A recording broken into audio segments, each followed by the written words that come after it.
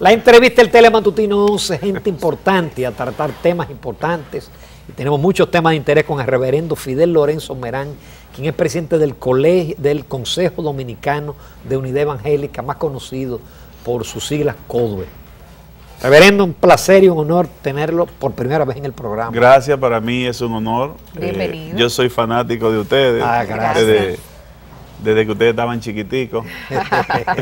Será Jacqueline, pero yo no. Yo soy probablemente mayor que usted, Muchas reverendo. gracias. También Bueno, nosotros le damos mucho seguimiento. Y apoyo. Gracias. Sus comentarios. Reverendo, el CODUE agrupa todas las iglesias evangélicas, o como se dice a veces, las denominaciones cristianas, o representa una parte. El CODUE representa casi el 80% de las iglesias evangélicas organizadas. Porque aquí tenemos como el mercado negro, ¿no? Sí, aquí tenemos iglesias organizadas e iglesias que están en proceso de organización. Que son informales, vamos Exactamente. Por ejemplo, CODUE solo agrupa a instituciones que están incorporadas bajo la ley 12205. Si no está incorporada, puede tener 20 iglesias y no tiene un espacio en CODUE, porque CODUE es muy jerárquico y muy institucional. Entonces, tenemos unas 374 organizaciones representativas bajo nuestra cobertura, que suman más o menos a unas 9.000 congregaciones en todo el país. Y eso suma ONGs, o sea, asociaciones, fundaciones, ministerios y otras universidades eclesiásticas. Universidades, tenemos la Universidad Evangélica, tenemos la Universidad Federico Enríquez y Carvajal, que ya tienen varias extensiones en diferentes provincias del país también. Instituciones como Fundación contra el Hambre, Compasión Internacional, que trabajan con niñez y ese tipo de proyectos también son parte del CODUE. O sea que CODUE es la organización más jerárquica en orden evangélico en el país.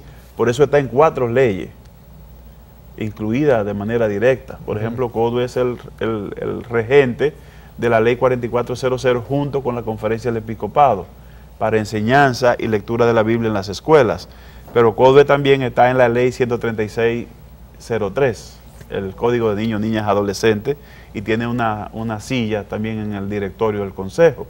CODUE está ahora también en la ley 14215, que crea el Consejo Económico y Social. Incluso CODUE es parte de la Comisión Ejecutiva del CES, del Consejo Económico y Social, y está en la ley 167 del Ministerio de Educación y le asigna 2 asientos en el directorio del Consejo de Educación. O sea que es una institución reconocida por ley, por el Estado, que le hace ser la institución más representativa y de carácter, yo diría, de rectoría de la comunidad evangélica en el país.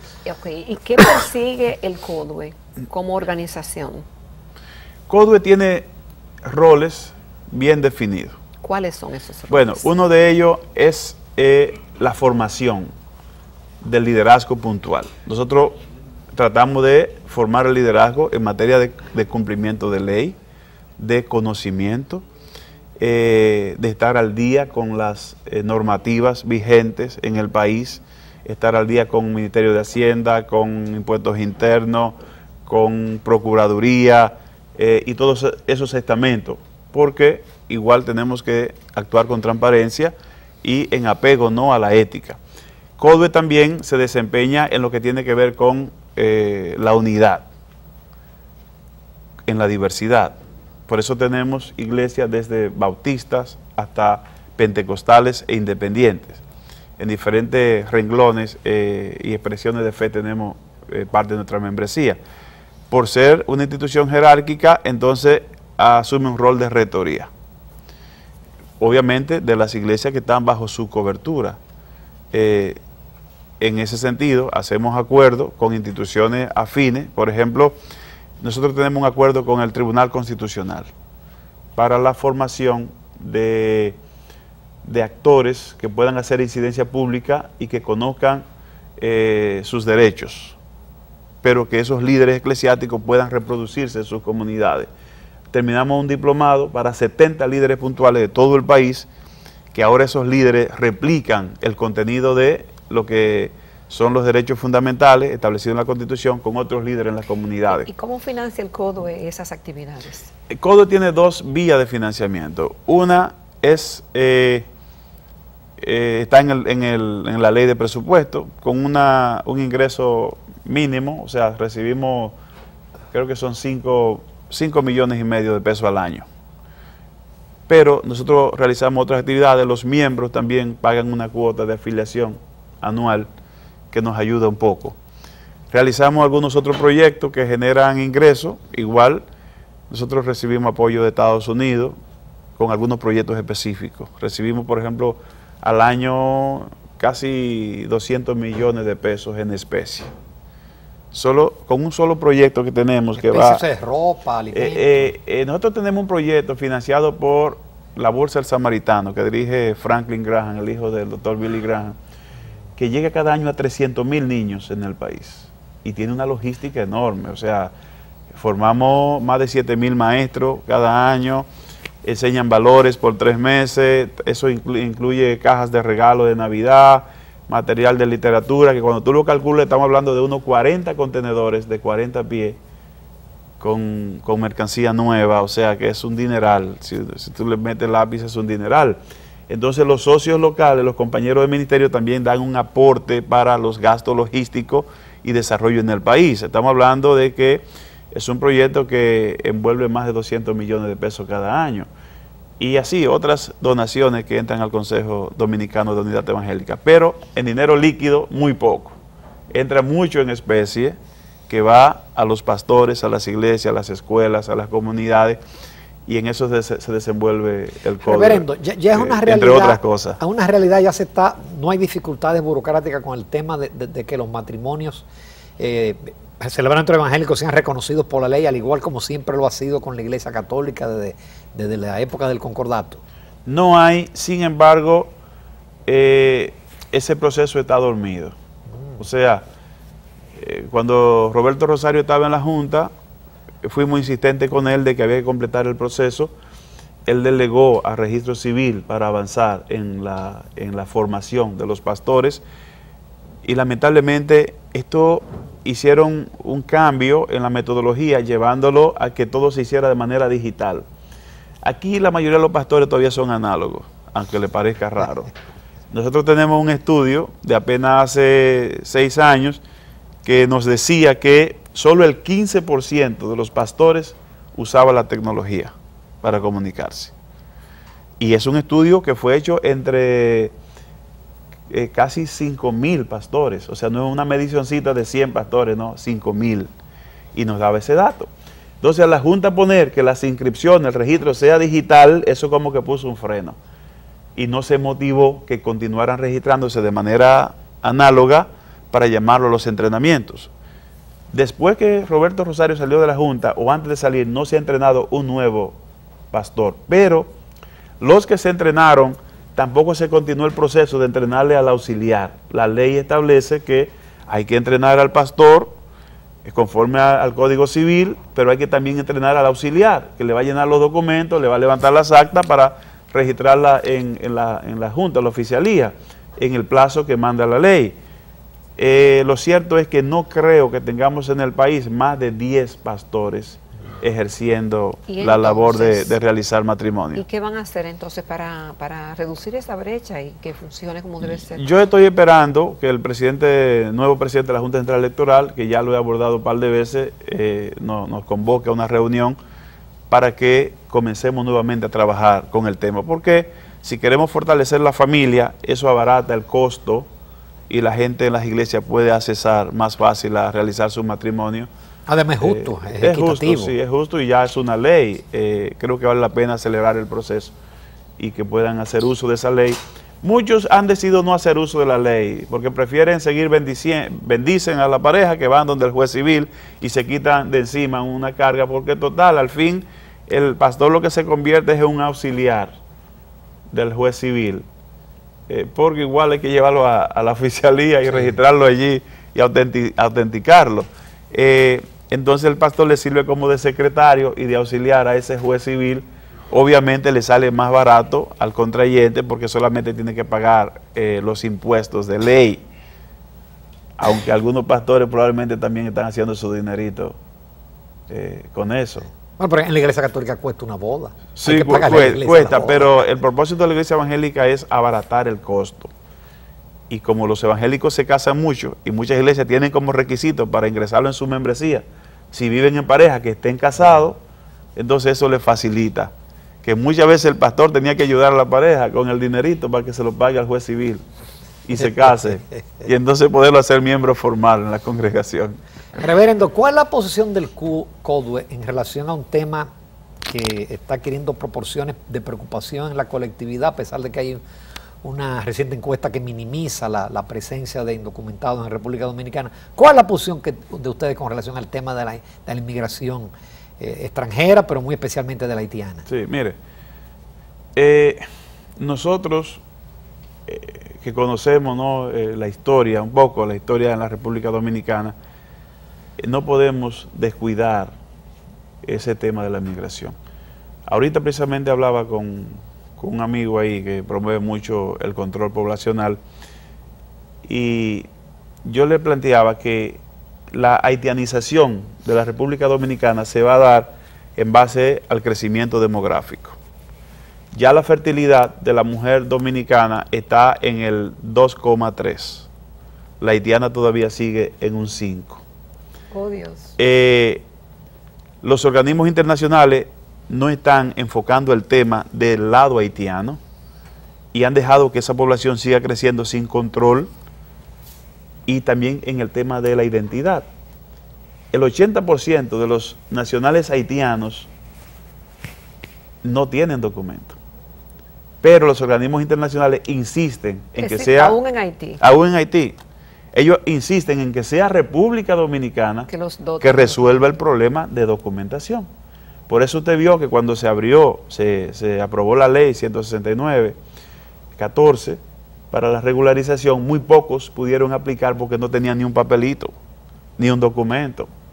Y aún así muchos se inscribieron con apadrinamiento de algunas personas que lo inscribían, pero al final no pudieron tener su registro. Yo creo que el Estado Dominicano tiene que ser más intencional en una política de largo plazo de crecimiento demográfico en la zona fronteriza y de atención, creando incentivos para que la gente se quede viviendo allí. Lo que hemos visto en Pedernales en estos días puede ser una muestra que manda una señal. ¿En que se puede replicar? Sí, se puede replicar. Cuando el Estado no asume con responsabilidad, el pueblo se ve obligado a defenderse por sí mismo y puede ser peligrosísimo.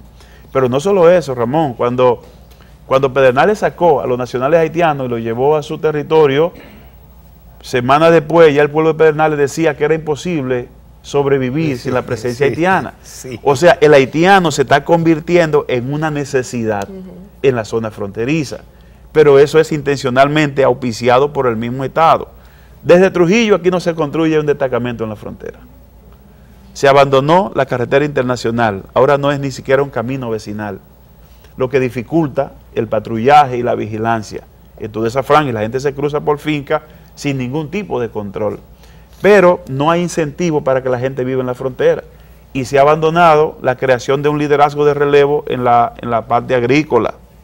Aquí los agricultores pequeños están abandonando el campo, los hijos vienen a la ciudad a motoconchar o a sobrepoblar la zona urbana, y no hay quien lo haga regresar al campo a trabajar agricultura. ¿Por qué? Porque ellos dicen, bueno, pero es que si mi papá siembra y al momento de la cosecha mejor hay que echársela a la vaca porque no vale la pena cosecharla porque hay pérdida por todos lados, no hay incentivo para la producción agrícola. Entonces, esa población que migra a las ciudades está siendo suplida por una mano de obra haitiana que lo hace a bajo costo y aunque pierde el agricultor, no pierde tanto. O sea, tenemos que ser intencionales en que el Estado garantice la inversión en la agricultura, no solo con la visitica sorpresa, sino que hayan planes. ¿Por qué usted dice visitica? Porque esas visiticas son mediáticas y no resuelven nada a largo plazo. ¿Cómo va a ser? Sí, claro. Estamos hablando de que se estudie cuántos agricultores tenemos en la línea fronteriza y que esos agricultores mínimamente se les garantice la compra de sus productos a precios de competencia. A precio de competencia. En Hawái nadie quiere salir del campo. ¿Por qué? Porque en Hawái un mango vale $5 y el turista lo compra. Una limonada hay que pagar $5. Entonces la gente vive tan cómodo en el campo que no prefiere irse a la ciudad. ¿A buscar qué? Pero aquí todo el mundo quiere venir a la ciudad porque el campo es abandonado. Y más esos agricultores que no son terratenientes y que es una agricultura de subsistencia. Entonces hay que prestar atención a eso. El Estado, me sorprendió que en marzo se anunció que había un plan para la frontera y veo precisamente en esta misma semana que el presidente de la República la semana pasada hace un llamado a los funcionarios a presentar su plan de acción para la frontera. O sea que no hay un plan de acción a mediano o largo plazo para la frontera y eso es preocupante. Entonces lo que nosotros queremos es que se incentive la producción en toda la franja fronteriza, en esas 5 provincias, que se amplíe el mandato de la ley de incentivo y de exenciones a las industrias que se instalen en la zona fronteriza, pero que también se exonere a los empleados de esas empresas del pago de impuestos sobre la renta, sí, con el compromiso de que se muden y vivan en la zona fronteriza y que se creen las condiciones. Si se presenta un plan así, vamos a tener un crecimiento demográfico en la zona fronteriza, vamos a tener ocupación permanente de dominicanos en la frontera y vamos a controlar el flujo migratorio de la juventud hacia la zona urbana. Ahora eso implica obviamente compromiso del Estado a largo plazo, eliminar la corrupción, eliminar el negocio de los militares en la frontera, de las ONG que están en la frontera también, y que ataquemos y califiquemos muy bien el tráfico humano y la explotación que se da por la frontera dominico-haitiana. Con su permiso, reverendo Lorenzo Merán, nos vamos a una breve pausa comercial. Esta conversación está muy interesante, nos quedan todavía muchos temas con el presidente de CODUE.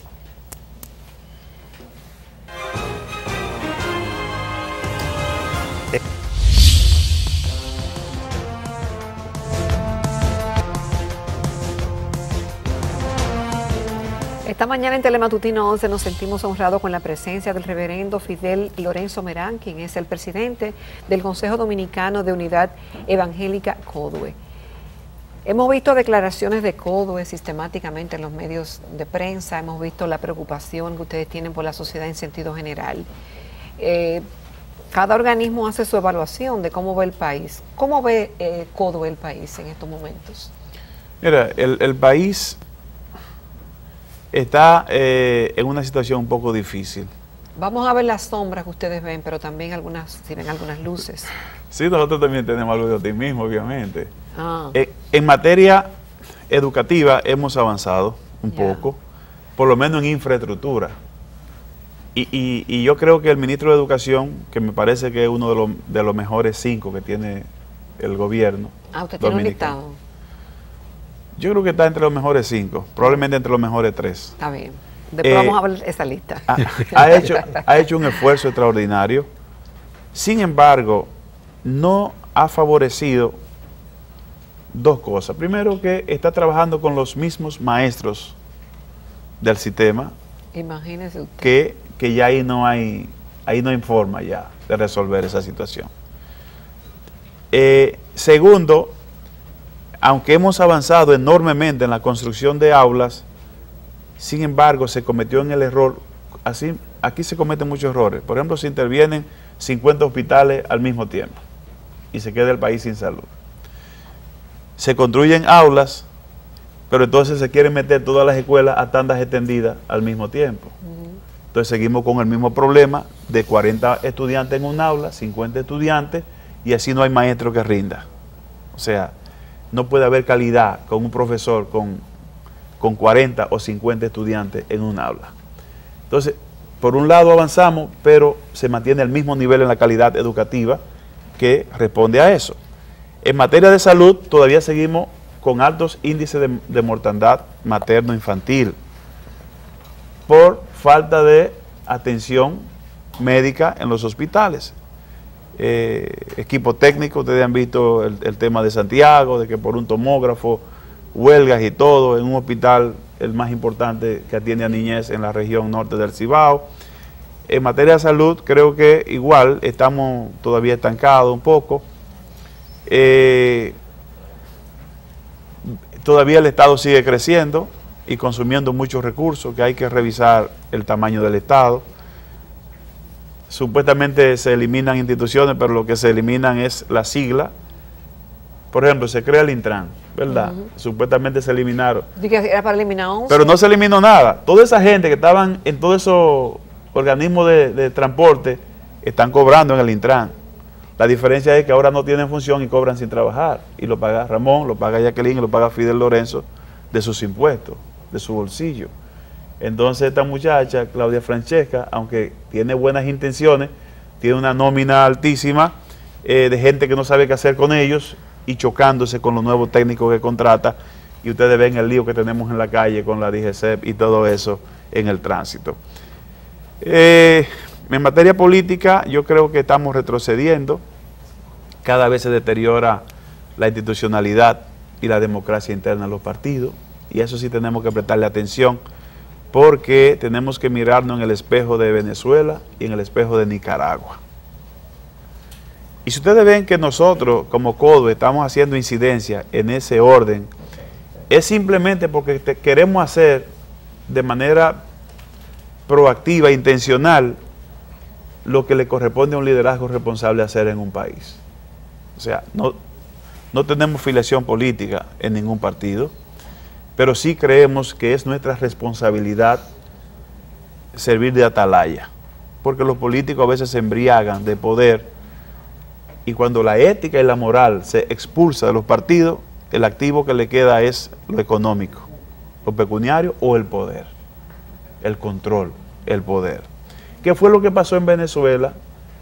El culpable de la desgracia de Venezuela no es Maduro ni es Chávez. Fueron esos partidos políticos tradicionales que abusaron del pueblo. Destruyeron su institucionalidad y destruyeron la democracia. Y un día el pueblo se cansó de ellos y apostó a un Mesías. Y le llegó un Mesías. Y mire hoy dónde están. Cuando la propuesta de repostularse de Daniel Ortega, el liderazgo se quedó callado. Igual que en Venezuela, el liderazgo religioso hizo causa común con esos mismos partidos tradicionales y no alzó la voz en su momento. Después que vino Chávez, se aliaron a Chávez también y tampoco alzaron la voz. Y hoy están reaccionando hoy. Pero lo mismo en Nicaragua. O sea, Nicaragua, oye, una barrabasada, una aberración, que el tipo candidato a la presidencia y su mujer candidata a la vicepresidencia. Eso no se ve en ninguna parte del mundo. Ni en los países musulmanes se ven cosas iguales como esa, de tanto control de poder. Y el liderazgo se quedó callado también y no dijo nada. Y hoy Nicaragua está tirado a la calle, casi con un proceso de ingobernabilidad y de eliminación del sistema democrático. Entonces nos vamos a quedar nosotros indiferentes. El indiferente se hace cómplice. Nosotros nos interesa que este país funcione. ¿Por qué? Porque vamos a vivir aquí toda la vida y nuestros hijos también. O sea, la responsabilidad de que el Estado funcione no es exclusivamente de los partidos políticos. Es de todos los hombres y mujeres, los comunicadores, los líderes religiosos, los empresarios. Todos debe importarnos el buen funcionamiento del Estado y que haya garantía de institucionalidad y también de derecho. La República Dominicana es un Estado delincuente. ¿Y por qué? Lamentablemente. Jacqueline no quiere que uno sea así como tan... No. Pero ¿qué es delincuencia? Desarróllenos esa idea. ¿Qué es delincuencia? Delincuencia es violar la ley. Sí. ¿Es o no es? Sí. Aquí se viola la ley todos los días de manera olímpica e intencional. Claro. La viola el Poder Ejecutivo, la viola todo el mundo. Y la justifican los legisladores, la violación de la ley. Sí, no es que hay que hacer una ley para que no se viole la ley. Exactamente. Para que se respete. Entonces, necesitamos entrar verdaderamente en un Estado social y democrático de derecho, como dice la Constitución. Como en teoría y filosóficamente dice la Constitución. Pero no lo somos. O sea, aquí se viola el derecho de la gente todos los días, se viola el derecho de los poderes del Estado todos los días, un sistema de justicia que da mucho que desear, porque ese sistema ni siquiera cuenta con los presupuestos necesarios para poder servir justicia a tiempo a la población que dicen los juristas que una justicia tardía es como igual que justicia denegada. Entonces lo que tenemos en la República Dominicana. Pero el Poder Ejecutivo decide cuál es el presupuesto que le va a asignar al Poder Judicial cuando la misma ley dice cuál debe ser el presupuesto que le corresponde. Y los legisladores justifican el incumplimiento de las asignaciones presupuestales en la Ley General de Presupuesto que se hace cada año.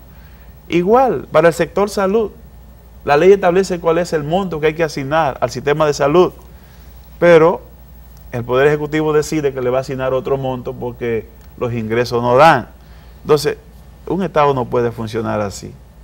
Reverendo, qué pena no tener más tiempo, pero yo creo que usted va a tener que volver pronto, bueno, porque se nos quedaron muchos temas y me gusta la claridad y la responsabilidad con que usted trata los temas. Gracias. Muy agradecido de que haya aceptado nuestra invitación. Muchas gracias. Bueno, gracias por acompañarnos. Nos vamos a la recta final del Telematutino 11 de este martes 1 de mayo.